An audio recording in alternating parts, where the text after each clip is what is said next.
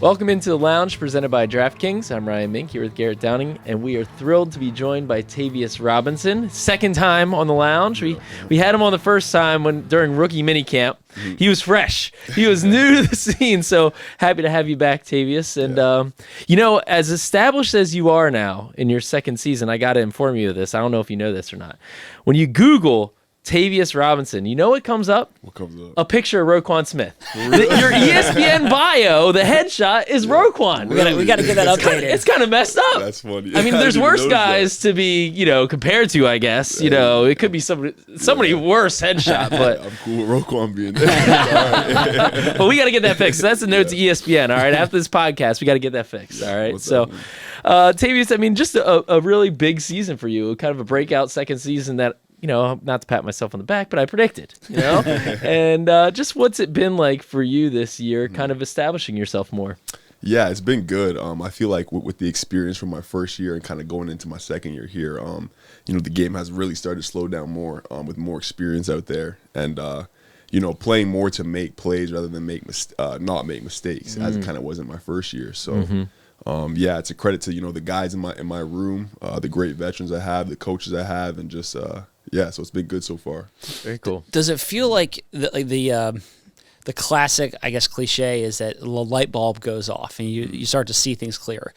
Has that been the case like for you? Do you feel that way, or has it been more gradual? How do you view that piece of it? Yeah, I think it's been more gradual, but like kind of in a light bulb sense, like I'm starting to see things better. I'm starting to see formations better, and like having more time pre-snap, like my mind is clearer so I can see things rather than first year, it's kind of all thrown at you, you're trying to worry about being in the right spot. You're not really looking at formations and stuff like that. So, it's just, my eyes have kind of opened more, like I can see more on the field, and it's allowing me to make more plays for sure. How does that on the field, like take me into your shoes on a game day, you're seeing things better, you're diagnosing the formations.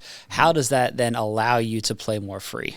Yeah, when you know what's coming and you know what your job is, it allows you to play 100% freely and like fast. So one thing this year that has kind of changed what I did, something that KV does, like he makes for every game, it's like a pregame report of like the top things you need to know. You just write it down. So like after the week, obviously I'm taking all my notes. But then for each game, I have like my final game day report, says at the top. And like I write down the key things I need to look out for, key formations, what the tackles do, what I got to be prepared for in pass situations. And then like in my locker for game day, I have that page open, and it's just to kind of know what I need to look for when the time comes. So that's helped a lot too. So that's cool. How many bullet points are on that list about? It's quick. Like it's not like a whole lot. Like obviously it's shortened down from the week, like what the most important things are. Yeah. So probably about 5 or 6 reminders for like run game, and then like which moves I want to use in passing situations when they come up. So. That's really cool. And you talk about Kyle Van Noy. Just how influential has he been for you? So influential. Like that part was a big part that I've added this year, and then like the formations things. He always calls it football 102, like getting to that next step. So. Yeah. Just kind of knowing what runs you're going to get out of certain formations, and like again, it just allows you to play so much faster. So definitely grateful to have a vet like him in the room. Yeah. And on Kyle, like on the little cheat sheet that you put together, was that something that he came to you and said, hey, you should try this? Or did you kind of notice this in his locker and you're like, hey, what's this? I think that it's working out pretty well for you, so maybe I try to emulate that. How did it go? I noticed one of the earlier games, he had his cheat sheet and he was kind of looking at it before we went out, and I noticed it, and I was like, and then I had asked him about it during the week, and kind of said he makes a quick little cheat sheet of what to know, and then kind of turned it into my own thing, did my own little, like twist off of that, and then it's helped me so far. So definitely gonna keep that going for the rest of my career. That's cool. One thing that really stands out to me about your game is just the physicality, and you put your hands on some people and move them, and I feel like that's why part of the reason that your snaps have been increasing. You've earned it along the way, but we played these run heavy teams like the Eagles, the Steelers. You see a lot of action.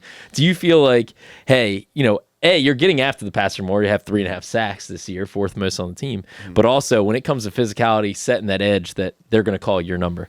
Yeah, I think that's one of the main reasons why I was brought here for sure. So that's something that I hold with pride. That's how I try to play every day. That's how I try to practice every day when we're in pads. That's something that I'm always focused on. I always want to continue to up the physicality and just keep that as good as I can, while I continue to get better at rushing. So how would you describe Ravens Steelers? Is this your kind of game? Most definitely, yeah. I love this type of game. I watch videos during the week. I watch videos of the like history of it and stuff like that. So just seeing like the speeches from Ray Lewis and stuff like that, and the plays, the big plays that's happened over the years is kind of gets my mind in the right mode for what type of game it's going to be. So yeah, any of the hits from over the years kind of stand out in your mind? There's one with Ray Lewis over the middle. It's in one of the Heath Miller, probably on Heath Miller. there's a couple of So, all right. of course, Suggs has a bunch of plays in that game. So yeah, those are a bunch of other. I think Haloti Ngata broke Rashard Mendenhall's chest or clavicle, something like that, a rib, something like that. You look that one up if you haven't seen that one. The biggest one from kind of a similar player to you, a little bit same position as Courtney Upshaw. And, that's a good one. And that was on Ben Roethlisberger. And Ben actually said after his career, like that was the hardest he's ever been hit. That was the hardest. And it was one of those crazy plays where he just completely blindsided him, lit him up, and it was a clean play, but they threw a flag, and like I still to this day think it was just one of those like we have to throw the flag because you hit him so hard. Like you just like he didn't hit him in the head, he didn't hit him low, he didn't hit him late. It was just like that was just too big of a hit. Like we just have to throw the flag on that. So maybe you'll have one of those plays this weekend. Yeah, no flag. But I'm just like when this game is played, like. I'm curious, as a player, when you get here last year as a rookie and now into your second year, like, do you feel the need to go down the history wormhole and the YouTube wormhole and watch some of these highlights and stuff like that? Or is that kind of ingrained in you? How do you approach like the whole rivalry aspect of this game? Yeah, no, I just thought that I feel the need to. It's more like, coming in as a rookie, I knew what type of game it was. Like seeing, that was one of the games, you watch, you grow up and you're watching that, the Ravens Steelers, and it's always the most physical, hard-hitting, violent game, two violent teams. But yeah, going into the week, I mean, you don't want to like change your whole routine and like it's just another football game, but obviously there's history and it's a big rivalry, probably the biggest in the NFL. So that's always in the back of your mind for sure. Cool. How much, obviously, the Ravens, haven't won a lot of games against the Steelers in recent years. How much does that eat at you? And do you feel like still, hey, the saying is, you're not a Raven until you beat the Steelers. You want to get that badge. Yeah, 100%. Yeah, because, I played them 3 times now, and we haven't won one yet. So it's definitely huge, and I want that win against them for sure. I want to go back to your point about setting the edge. And when you got here, obviously you were a physical player in college, but is there any part of a mentality shift? Outside linebackers love to get the quarterbacks. Quarterbacks often getting sacks, get you paid, it gets you the attention, all this stuff. But like, there really is something here in this organization about, for your position, needing to have somebody who can be physical and be an edge setter. Like that's part of Ravens football. Yeah. And so I'm curious, when you got here, was that something that there was any part of a mentality shift? Did you already have that? How did you really embrace the edge setting role? Yeah, that's a good question. I think I already kind of had that. And that's kind of going back to college and like kind of my coaches in college, Lane Kiffin, Randall Joyner. Their biggest thing is like you always want to play your role to the highest level, and whatever your role is, like you play that at the highest level until you get an increase in role, and then you're expected to do that. So of course the sacks and the quarterback, like that's always the flashy, the great plays, but sometimes like it's the gritty stuff, the stuff that most of the time goes unseen, but like is important that I try to pride myself on, and like I'm cool with that. Like first year coming in, that was my role. Be that physical, violent guy that comes in and makes plays like that aren't always the flashiest plays, but that's my role. So do it to the highest level, and then kind of going off of this year, just being more confident in that role and just kind of taking it to another level. So with that, yeah, it's just a credit to my coaches and stuff from college, and kind of you want to be an all-around good player, you know what I mean? Sure. It's not, so, yeah. You mentioned Ravens history. It seems like you're a bit of a history buff. Have you looked back on, Jarrett Johnson? We talk about Courtney Upshaw, like some of these guys. And, I mean, Jarrett was one of the most beloved Ravens players, like, in Ravens defensive history. Have you watched him at all, and is that something you embrace? Yeah, I have. He's very similar to my family. We both wore 95 as well. Right. Good point. That was a guy that I looked up kind of early on, and yeah, he was another physical edge setter type guy. So yeah, definitely. Did somebody, when you first got drafted, talk to you about that role and maybe the history or what it means in this organization? I think, coming in, the standard of Ravens football and Ravens defense is about, being that physical edge player, physicality in general, running to the ball, hitting people, playing to the echo of the whistle. That's kind of the standard here. So I think early on I knew that, and it's crazy because I feel like I've always played this way my entire life, but I never really knew what is this style. And it really is. It's Ravens football and how they play defense and how they have played defense for their existence. So, Right. Yeah. What strikes me about you, and I think is the funny kind of dichotomy here, is you're one of the most physical guys out there and violent and all those words that we've been using, but you're also like one of the nicest guys on the team. You go on the field. I mean, the smile, look, like how do you go about flipping that switch? Yeah, I think, off the field, I'm always going to be, a good guy, nice guy off the field, all that stuff. But like when the pads come on, like regardless, it's a complete different person. So during the game, I'm not your friend. I'm not anything. But after the game, I'll shake your hand, all that stuff. That's cool. But yeah, it's definitely a different mentality when the helmet goes on and all that. So is there anything pregame that you do to get yourself in that headspace? Yeah, I think it's a mixture of music and then kind of like just when you put the pads on. For me, it's kind of eye black. Eye black is something I've done for since my first year at college. So like as soon as the pads, eye black, like it's a different mode. It's not can't be a good guy out there. So. it's like your costume basically. Like a mask almost. The eye black, The eye black. I do think eye black always just makes the guy look tougher too. It is. I think Jared Johnson was kind of an eye black guy. I want to say. Yeah, I think he wore it. He wore eye black too. Yeah. So this defense is playing really well over the past month. You guys seem to have kind of turned a corner. Why do you think this defense is playing better this last month compared to earlier in the year?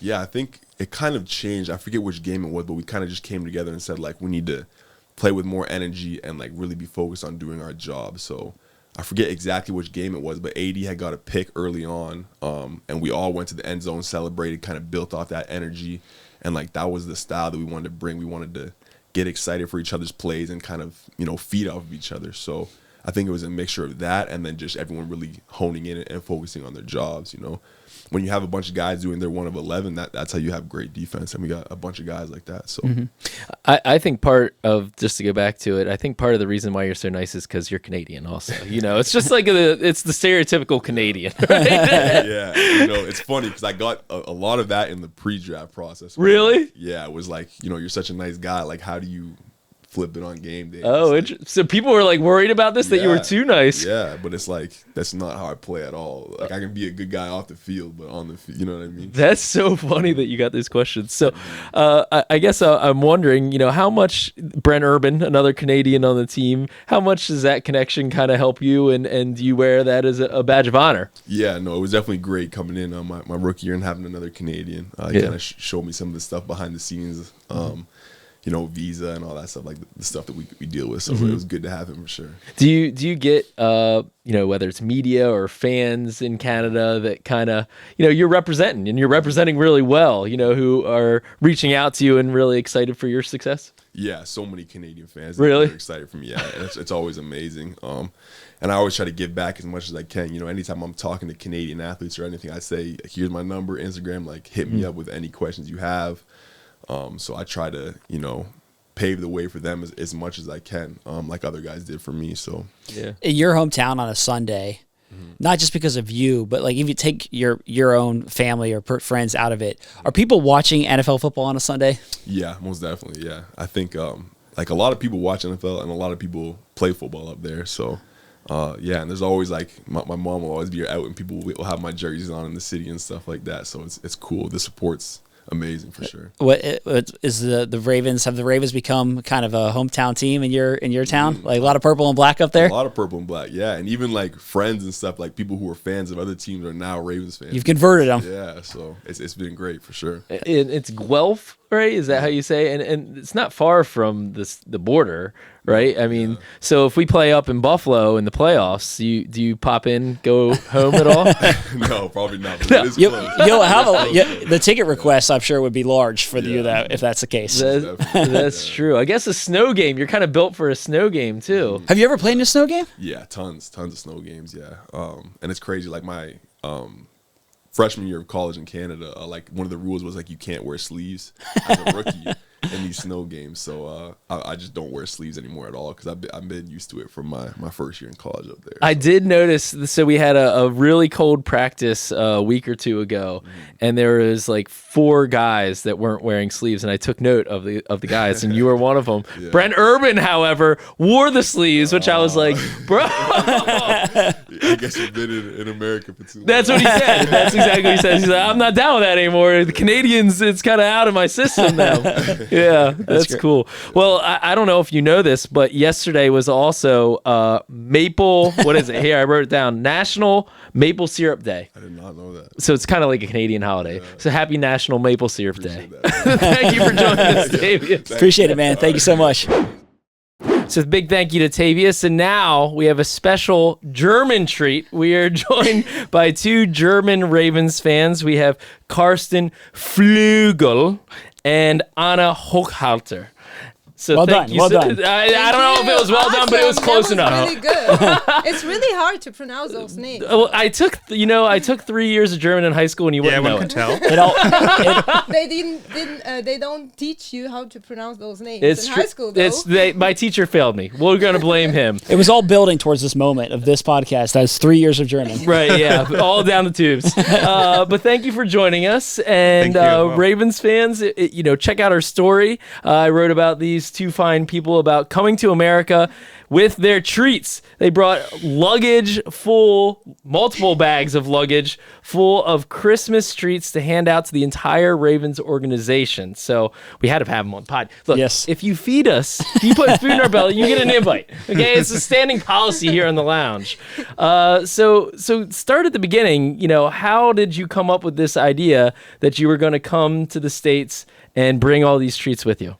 Well, just actually, the real beginning was actually the London game in 2023 because this was where we met. Yeah. And exactly. as your article says, and that's actually true, is that I was with the German flock because there was this 2023 game. We were like, after 2017, we want to do it again because even 2017 with the really, really hard loss was such a good experience that we want to come back.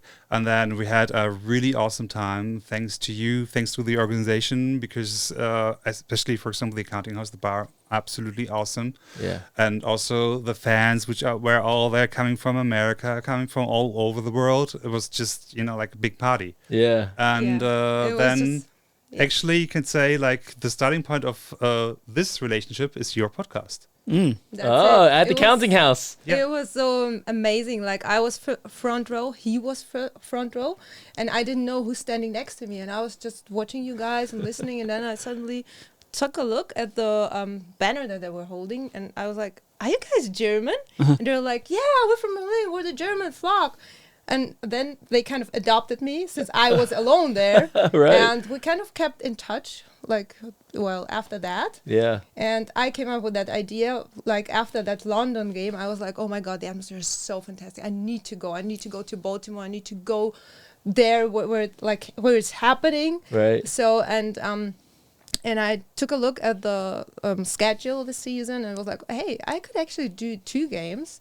And we texted, and Karsten was like, oh my God, I'm coming with you. And after that, it kind of started, and he came up with this idea.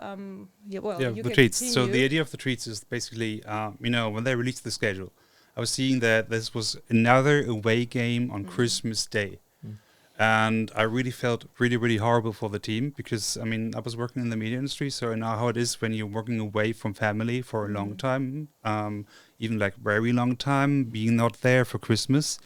And this, and you guys, you only have 1 day to celebrate. And then players are playing, you're working there. I felt like, man, what should I do? And then I thought hey, it's Christmas time. why not do something, Christmas related? And so I was coming up with that, hey, because I knew somebody else you also know, and I found out that you Americans don't have any clue about German Christmas candy. So that's why I thought, okay, maybe it's a nice gesture just to fill a suitcase full of Christmas candy and give it away to the Ravens. Yeah, so you guys get on a plane, and you have a suitcase completely packed full of treats that you're basically Santa coming here to the organization and delivering the gifts and delivering the treats to the organization, to folks who are working on Christmas. And this is the bag, right? This is one of the bags. He didn't bring any underwear. Nothing. This is he brought Christmas. the clothes on your back. That's all that you got. The rest of it, hotel sink. You really. When you're backpacking, you're backpacking. That's amazing. So it's like 78 pounds of food or something like that. And we did the math on this. Karsten did the math for me because my math skills. And we calculated it was like over 75% of your luggage space was used for treats. Yep. Amazing. Very generous. Yeah, but the reason for that is, I checked because fortunately on the website you can see like how many people are working for it. I counted myself because you couldn't see like a number about it. It's like, oh, it's 100 people. So, like having like one Stollen and one bag of these is not enough. So I thought like, okay, what could I do? What's not too expensive, which is in my range financially. I thought like, okay, then I have to skip clothes. Right. So, first of all, that's like super generous of you and an awesome gesture from you. I'm just curious, what is it? You guys are obviously big time Ravens fans, which is awesome. It's apparent. What is it? How did you become Ravens fans? And what is it like being a fan of the Ravens and American football in Germany? So, do you want to go first, or? Come on, your story. Okay. Well, my story is actually quite boring, I would say. Well, it started. I don't think so. In 2019, just a friend of mine was fan of New Orleans Saints. And I was like, I didn't understand the game. I was like everybody else, like, what is that game about? Why is everybody so crazy about some guys like jumping on top of each other? What are they doing there? And I was just curious. So I started to read the rules because I just wanted to know. And then I just followed that season of 2019, and I was like, oh my God, it is interesting. There are so many layers, there are so many levels, so many details to be understood. So, and then I was like drawn into it more and more, and then I was like, okay, I need a team. Like I know I'm in it, I'm addicted, I need a team. Yeah. So I followed that season where Lamar was like super special. He did things that no other quarterback did, like running and unpredictable. And I was like, oh my God, this is very interesting. And in the beginning, I was a little bit afraid. Like I was, oh my God, I'm scared of that person and whatever. Yeah, so the team was really great. And I read more about the Ravens, about the background, about the name. And since I read a lot of stories of Edgar Allan Poe myself, and I like writing, and I was like, oh my God, this is a very nice and poetic choice for a team. That's cool. So it was like, yeah, it's gonna be the Ravens. Yeah, Edgar Allan Poe. Ever since, I'm like more and more every year, every season, I learn more and more, and I dive deeper into it, and it's just beautiful. It's just, and also I'm actually still proud that I'm like a female fan. By myself, I'm not like part of a boyfriend or whatever. It's somehow my gut feeling says to me it's important, because I see, especially here, that the female community is quite big. Even when we did the tour earlier today at the stadium, there was like there were like 15 women or girls who visited the stadium. Yeah. So the female community is growing, and it is a strong game. I feel like a strong woman. So why not being a fan? I just can encourage every single woman to just dive into it. It's fantastic. That's awesome. awesome. I told you had a that's good a great story. Yeah. I told you had a good one. See, now my story sounds boring when I No, so basically for me it was because in my family, I have to say my dad is from the military. There was always like, you have to do sport. So it's like in the mindset. And I was in 2011 to 12, I was backpacking, and afterwards I wanted to do something new. Then a friend was like saying, "Hey, what about doing a team sport?" And I was like, "What team sport?" And he said, "Like American football." I was like, "Yeah, I heard about that, Super Bowl and all that." But then I thought about it. Americans really like teamwork and all that, so it could work out. So that's why I was joining then really a very minor German team in East Berlin. They're called Berlin Bullets, and we have several of them in the area. And that's where I started playing. What position did you play? O-line. O-line, all right, Yeah. nice. But I was not good because, I don't believe it. Even for their standard, I wasn't really good. But still, it had also to do that because when you're working in the media, you have like 15-hour shifts in Germany, like 14 hours, 16 hours when you're also filming and all that. So I couldn't attend every training. That was hurting me with my starting and all that. Right. But If the media industry had, you'd have been an all-pro if it weren't for the media job. sure. Yeah. That was where you were headed. Yeah. But you mean, say, an all-pro in Germany means probably high school in America. So yeah, and then when we were coming together as a team, we had this tradition, like you have to watch the Super Bowl together in American sports, where like do the American treatment, like with all this coleslaw, burgers, barbecue, spare ribs, and all that. Yeah. So we come together, and my first was actually the Super Bowl of the Ravens. That's great. And then I wanted to root for a team because my teammates made me to. So, and then they were telling the story of the Harbors. And basically for me was that you have like this accomplished Jim Harbour, quarterback, then coach, really successful, working his way up. And then you have John Harbour. He had to start with coaching because he was not such a good player as Jim. Right. And I felt like, really, this is like an underdog story, and I like underdogs. So that's why I was rooting then for John. And it was really great because after waiting for almost half an hour because of the blackout, they won. That was like the most amazing feeling, you had. And then afterwards, I started following the Ravens. But it was really difficult in that time because nowadays in Germany, it's like the best ever because you can almost watch every game nowadays. Oh, nice. But back then, it was not possible. Maybe playoffs. If you had money, maybe Game Pass, but that was really expensive. So, and Super Bowl, that's it. So basically for the first 4 years watching Ravens, I was only watching the games they were broadcasting. If they were broadcasting that, that's usually only playoffs. Okay. Wow, that's really cool. nice. It's growing more and more. Like American football is growing more and more in Europe. Right now they're also building up their own like European league, which is also nice. Yeah. So, it's really nice to see that development. And you're part of the German flock, right? Yes. Which was founded in 2017. Exactly. Oh, is this you have your merch? Yep. Yeah, sure. Oh, here we go. It's really nice.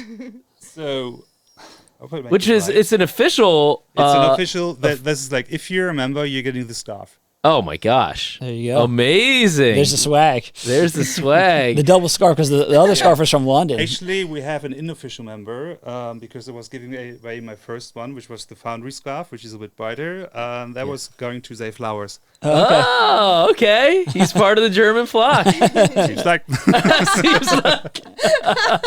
And so, like, how big has that group gotten? I have to say, like in 2017, it started. 2017, right? 2017, sorry, was starting. The only thing is, I have to say, at the moment, it's diminishing a bit because of the London games were really good. But that's actually what I want to do, like starting next year, is like growing up the community because, I mean, we're more and more fans. Yeah. Like in groups and all that, we have more than 1,000 German fans cheering for the Ravens. That's great. Yeah, that's but cool. we have to organize more. We have to do more of that well, stuff. I think what we needed is a Ravens game in Germany. Yes. Oh, That's what I think we need. So awesome. Is that the dream right there? Yeah.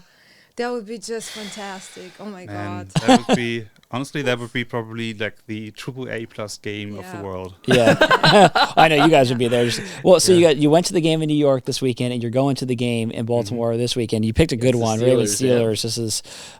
This is always an exciting one, and especially this year with the division on the line. For both of you, just how excited are you to walk into that? I know you've toured the stadium, but it's I'll warn you, it's a little different with fans compared to when it's empty. It's a little bit more energy in there on a game day. So how excited are you to walk into that stadium on a game day? I would say like shaking hard. I don't have butterflies in my stomach. It's baby goats. Crazy baby goats jumping all over the place. I cannot eat. I'm like, my heartbeat is like somewhere there. Right? And I'm like about to cry because I'm so emotional already and we're still not there yet. It's still on Saturday, man. It's just a couple of hours, days. I mean, I know, it's just... Coach Harbaugh always says don't peak, like for a night game, his thing is always don't peak too soon. The game's not till Saturday at 4:30, so you have to build up. The emotions. Yeah, you got to build up to that Saturday 4:30. I really am a very emotional person. It's so hard. That's great. That's great. What do you expect it to be like, Karsten? And we need a score prediction. Yes. From both of you. I have a feeling I know which side you're going to lean on. Do we? No. So, all right. For me, honestly, I think it will be really amazing. I mean, it's wintertime, so it's getting dark. So it's basically like a Thursday night game, just not Thursday night. So I think the atmosphere is just probably blowing our heads off, and then we had to get new heads for that. And then afterwards, it's just going to be electric. Yeah. And maybe I start first with a score prediction, but I think it will be a low-scoring game again because the Steelers are just so nasty. Okay. But I don't know why, but I feel like we're really going to do that. Me too. Probably by a hair, but we're going to do that. Going to win it by a hair this time. I mean, this team is so focused. I mean, for me, it was the first time seeing Lamar curse in public. And seeing the death stare of Mark Andrews, like he's probably Darth Vader now at the moment. It's at another level. Yeah. Awesome. Well, especially if we let them have a taste of the German snacks, that will elevate them even more. Yeah, we just have to make sure that Mink doesn't try to keep all the German snacks for himself. I mean, that's the key I'm here. Looking at He's going to say, right I'll pass them out. Yeah. Well, thank you so much for joining us, and I know you'll have a blast on Saturday. Thank you. Thank you. Thank you to both of you. Well, you're listening to the Lounge Podcast. We're coming to you from the SeatGeek studio. We also want to mention our partners at DraftKings Sportsbook. They are an official sports betting partner of the Baltimore Ravens. DraftKings Sportsbook, the crown is yours. Also, shout out to Wawa. If you know a kid who would love to be a Wawa kickoff game, get a chance to be on the field for a Ravens game and go out there and get that tee after a kickoff. It's an exciting time. Plus, you get a Wawa swag bag. So you get the chance to be on the field, get the tee, and you get that Wawa swag bag. If you know a kid who would love to do that, I think there's a lot of kids who would love to do that. Then I'd love to do it. You would love to do that. You're not eligible. Sorry, I hate to break it to you. I want the Wawa meatball sub. But if you want a kid to nominate a kid for that, you can do that by visiting BaltimoreRavens.com/kickoffkids. So it was a fun episode today, talking both with Tavius and our friends from Germany. International episode. It's an international episode of the Lounge. That's right. Yeah, we love our international listeners. Thank you to all those watching and listening. We know there's a bunch of them. We get emails for our international listeners all the time, so it's fun to have an international episode. Yeah, I always say this. I think that the support from fans internationally, and you saw it when we sat down with the two of them, it's just like that fandom. You have to work hard to be a fan. It's rabid. You have to work hard to be a fan. It's not. You can't turn on the radio. You can't turn on the TV. It's not just there in front of you. You have to seek it out, and you have to be really intentional about it. And I think it's awesome to see that, and to see it like a weekend like this where they get a chance to see a game in New York, big win, come here, go to a Steelers game. It's just a really cool culmination of all of that excitement. To be honest, when we launched this podcast many moons ago, that was one of the first takeaways for me. One of the things that struck me first was that, gosh, we hear from a lot of international listeners that we had a strong fan base there. So honestly, thank you to all of you out there. Yeah, I was kind of like early on, like, is anybody in America listening to this? Aside from our family, does this get distributed in America, or is this only overseas? But yeah, it's been awesome. So thank you. And as always, speaking of emails, we love to get those emails. You can email us to the lounge at ravens.nfl.net. We always appreciate hearing from you, and we are going to be back with you again later this week to really talk about that game against the Steelers. Thanks for listening. Talk with you again soon.